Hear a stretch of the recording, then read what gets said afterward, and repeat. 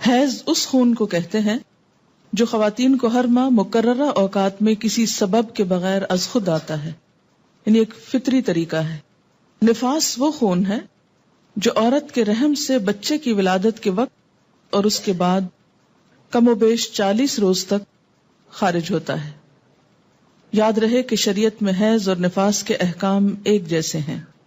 حیض کے دنوں کی تعداد مقرر نہیں، کسی ماہ کم کسی ماہ زیادہ دن ہو سکتے ہیں، اسی طرح مختلف لوگوں کی عادت مختلف ہو سکتی ہے۔ حضرت عائشہ رضی اللہ تعالی عنہا سے روایت ہے کہ نبی اکرم صلی اللہ علیہ وسلم نے فرمایا، جب حیض آئے تو نماز چھوڑ دو، اور جب ختم ہو جائے تو غسل کر لو اور نماز پڑھو۔ اسے نسائی نے روایت کیا ہے۔ حالت حیض میں عورت کا جسم اور کپڑے دونوں پاک ہوتے ہیں، یعنی جسم، اس میں کوئی بظاہر ناپاکی نہیں ہوتی۔ مثلا ہاتھ پاک ہے، اگر عورت آٹا گوندنا چاہے تو آٹا ہاتھوں سے ناپاک نہیں ہو جائے گا۔ اگر پانی پیے تو اس کا بچا ہوا پانی ناپاک نہیں ہوگا۔ اگر کسی چیز کو چھو لے تو وہ چیز ناپاک نہیں ہوگی۔ جس بستر پہ سوتی ہے اس بستر کو دھونے کی ضرورت نہیں، جو کپڑے پہنتی ہے ان کپڑوں کو دھونے کی ضرورت نہیں، الا یہ کہ کوئی ظاہری نجاست ساتھ لگ جائے۔ حیض کی حالت میں عورت کا بوسہ لینا جائز ہے۔ حضرت میمونہ رضی اللہ تعالی عنہا فرماتی ہیں کہ رسول اللہ صلی اللہ علیہ وسلم اپنی ازواج مطہرات سے بوس و کنار فرما لیا کرتے تھے، حالانکہ وہ حالت حیض میں ہوتی۔ اسے مسلم نے روایت کیا ہے۔ حائضہ سے صحبت کرنا منع ہے، یعنی انٹر کورس منع ہے۔ غسل سے پہلے حائضہ سے صحبت کرنا منع ہے، خواہ ایام حیض کی مدت کم ہو یا زیادہ۔ دوران حیض صحبت کرنے کا کفارہ 1 دینار 4 گرام سونا ہے، جبکہ حیض ختم ہونے لیکن غسل سے قبل صحبت کرنے کا کفارہ نصف دینار 2 گرام سونا صدقہ کرنا ہے۔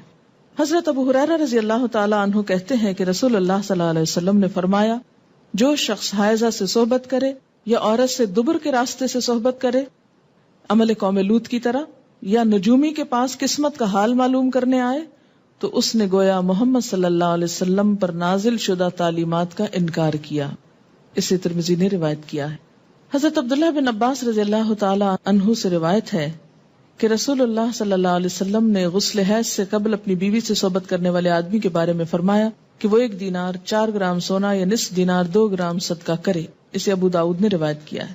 اس سے دراصل عورت کے حقوق کو پروٹیکٹ کیا گیا ہے، کیونکہ عورت اس حالت میں بیماری کے زیادہ قریب ہوتی ہے صحت کی نسبت، اور کئی قسم کی میڈیکل کمپلیکیشنز کا بھی احتمال ہو سکتا ہے دونوں کے لیے، اس لیے منع کیا گیا۔ اور صدقہ اس لیے رکھا جاتا ہے تاکہ انسان اس ڈر سے کہ پیسے جائیں گے، کیونکہ پیسے کا جانا زیادہ تکلیف دہ ہوتا ہے بعض اوقات، یا پینلٹی یا جرمانہ یا فائن کہہ لیں، تو اس لیے یہ ایک طرح سے روکنے کا سبب بنایا گیا۔ حائضہ طواف کے علاوہ باقی سارے مناسک حج ادا کر سکتی ہے۔ باقی مناسک حج کیا ہیں؟ مثلا احرام پہننا، اسی طرح عرفات جانا، منا جانا، کنکریاں مارنا، یہ تمام چیزیں درست ہیں، لیکن طواف نہیں ہو سکتا۔ شروع میں صحیح ہو سکتی تھی، لیکن چونکہ اب وہ مسجد کا حصہ ہو گئی ہے، اس لیے صحیح کرنا بھی درست نہیں۔ حائضہ نماز پڑھ سکتی ہے، نہ روزہ رکھ سکتی، یعنی نہ نماز پڑھ سکتی ہے نہ روزہ رکھ سکتی۔ تو اب کتنی چیزیں منع ہو گئی؟ طواف، نماز، روزہ۔ حیض شروع ہوتے ہی روزہ ختم ہو جاتا ہے، خواہ سورج غروب ہونے سے 1 لمحہ ہی پہلے کیوں نہ آئے۔ حیض کی وجہ سے روزہ ختم ہونے کے بعد کھانا پینا جائز ہے، البتہ روزہ کی قضا ضروری ہے۔ حائضہ کے لیے روزہ کی قضا ہے، نماز کی نہیں۔ ہمارے یہاں عام طور پر یہ خیال پایا جاتا ہے نا کہ اگر پیریڈز آ بھی جائیں تو روزہ نہیں توڑنا چاہیے اور کچھ کھانا پینا نہیں چاہیے، اس دن کا ہو جاتا ہے۔ یہ خیال غلط ہے۔ دوسرا یہ کہ یہ کہا جاتا ہے کہ چلیں اگر نہیں کھائے پیئیں گے تو روزے کا ثواب مل جائے گا، ایسی بھی کوئی بات کہیں نہیں لکھی ہوئی۔ جب روزہ ہوا ہی نہیں تو ثواب کائے کا ملا؟ ناپاک حالت میں روزہ رکھنے کا یہ ثواب ہے یا الٹا گناہ ہے؟ یعنی ناپاکی میں کس نے روزہ رکھنے کو کہا؟ اور جب روزہ ہی نہیں تو کھانا پینا کیوں حرام کر لیا اپنے اوپر؟ یہ دین میں خود ساختہ پابندیاں ہیں۔ بہت سے لوگ بسا اوقات عورتوں کو پرووک کرتے ہیں یہ کہہ کر، دیکھو اسلام نے تمہارے ساتھ کیسی زیادتی کی، اور اسلام میں تو عورت کو کوئی حیثیت ہی نہیں دی گئی، اس کے دین میں بھی نقص بتایا گیا۔ تو نقص اور نقصان کمی کے لیے ہے، کسی عیب اور خرابی کے لیے نہیں۔ اب آپ دیکھیے کہ نماز میں تو کمی ہوتی ہے، لیکن اس وقت میں جو تکلیف کی یا اذیت کی کیفیت ہوتی ہے اس کا صلہ بھی ملتا ہے، کیونکہ اللہ تعالیٰ نے لکھ دیا نا یہ.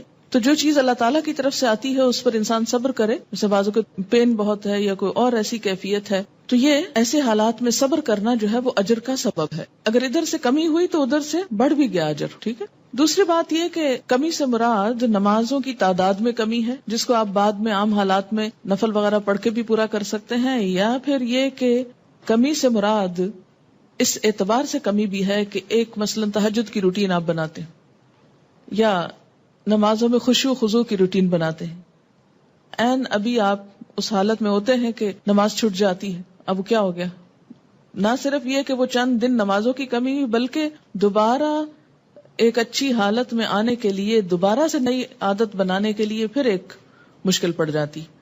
تو بعض اوقات لوگ نماز ہی چھوڑ دیتے ہیں، بمشکل عادت پڑنے لگتی ہے کہ چھٹی ہو جاتی ہے، اور چھٹی ہوتے ہی پھر چھٹی کر لی جاتی ہے ساتھ. تو یہ ایک انسانی نفسیات بھی ہے. اس سے پھر دین میں پیچھے رہنے کا اندیشہ ہوتا ہے.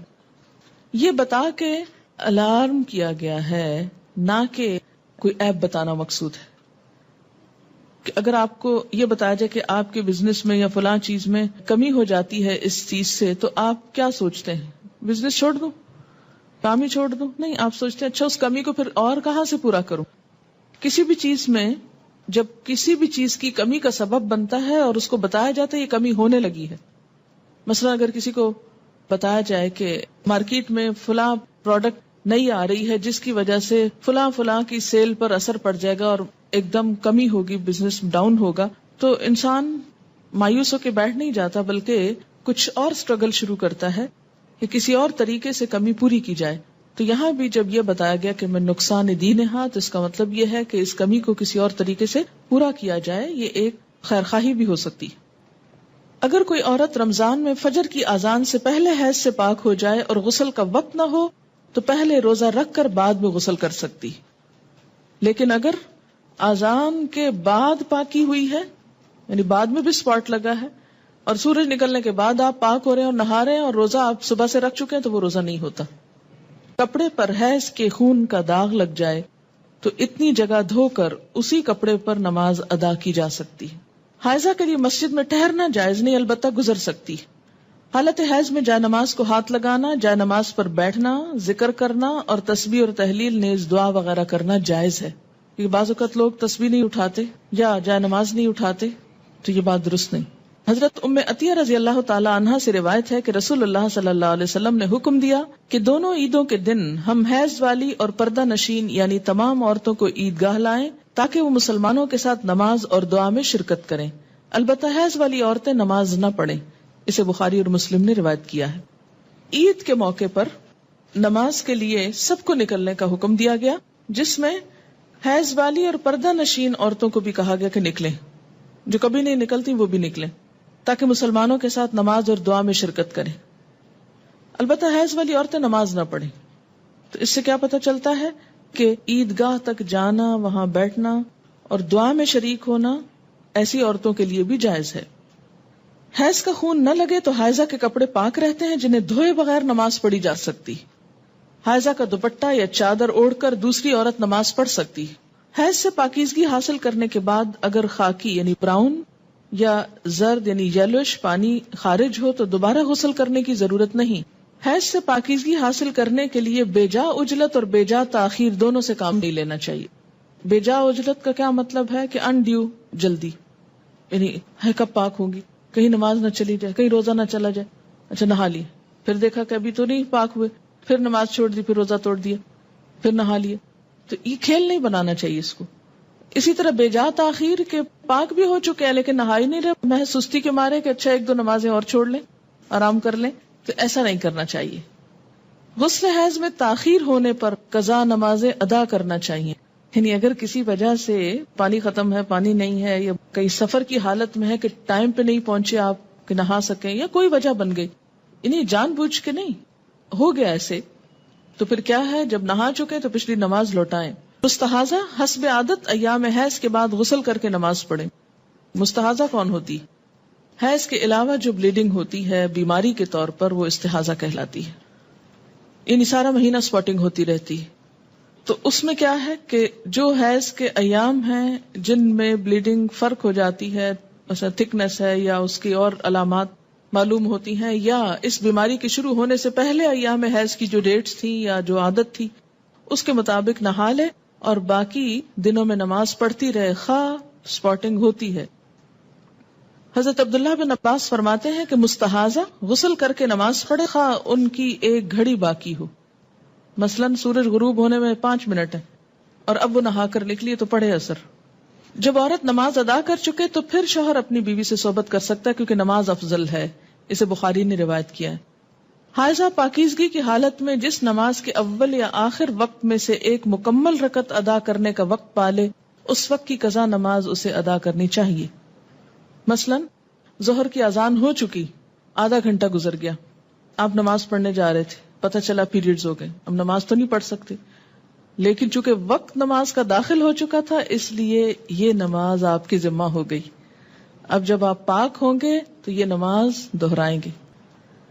اور اسی طرح اگر عصر کا وقت مثلا ختم ہونے سے آدھا گھنٹہ پہلے پاکی حاصل کی، اب نہانے میں 20 منٹ لگ گئے، 10 منٹ باقی ہیں، اور جتنی دیر میں مصلی بچھایا مغرب کی نماز ہو گئی۔ بعض اوقات ایسا نا سردی ہوتی ہے، دروازے بند کرتے جائے نماز بچھاتے کرتے ٹائم ہو جاتا ہے، اتنے میں اذان ہوگی، اب مغرب پڑھ کے کیا کرے؟ عصر قضا پڑھے۔ حائضہ کو مسلسل قرآن پاک کی تلاوت کرنا منع ہے، البتہ ایک آیت توڑ کر پڑھ سکتی ہے، یعنی بیچ میں سانس لے سکتی ہے، اور یہ حدیث نہیں ہے، بہرحال ابراہیم نخعی کا قول ہے۔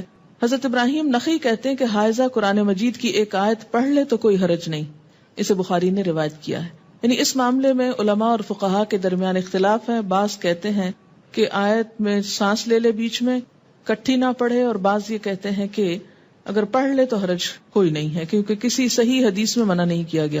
ایک روایت ملتی ہے مگر وہ ضعیف ہے۔ حائضہ قرآن مجید کو ہاتھ نہ لگائے، اگر پکڑنا ضروری ہے تو کپڑے سے پکڑنا چاہیے، یعنی عربک ٹیکسٹ جو ہے اس کو ٹچ نہیں کریں۔ شوہر کی اجازت سے حیض لانے یا حیض روکنے کی ادویات استعمال کرنا جائز ہے۔ دوران حیض بیوی کو طلاق دینا منع ہے،